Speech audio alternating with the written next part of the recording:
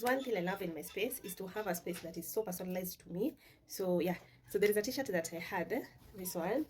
I went for an engineering event, Women in STEM, so we had these t-shirts. I love this creativity of this lady. So this is computer language 011, blah blah blah, ISO. So I've decided, because the t-shirt is no longer fitting me perfectly, and also imekuwa imeisha, I want to frame this kabib and put it in my gallery wall. So I thrifted some picture frames like a few days ago when I was doing some sourcing. So this is one. I have a black framed frame, and also this one, which I love this one. This was brand new at thrift find. This was worth every penny. So I'm thinking of doing it here. I'm here. So we're just going to try on both, then to on it.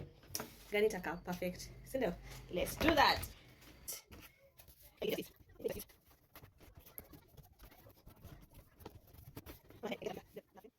love it. Honestly, I love it. It is not that bad. How is it? I love it.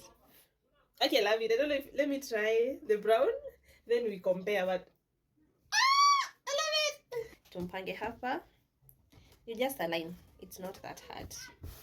So if you have a t-shirt, or you have thrifted, you know, some t-shirts in a very good art. So you just need to look. I don't know how to stretch this one, so let's see if without stretching, because that the black one was easier to stretch than this one. Let's see if it is maybe, but we need to stretch. I don't know, let me know. Black on brown, but I feel black was well, because you can stretch it.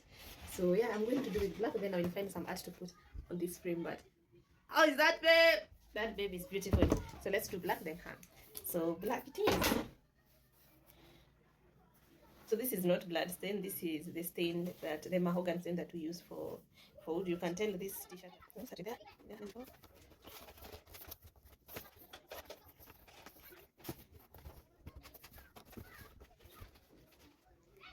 So let me mount it. Let me cut first the excess.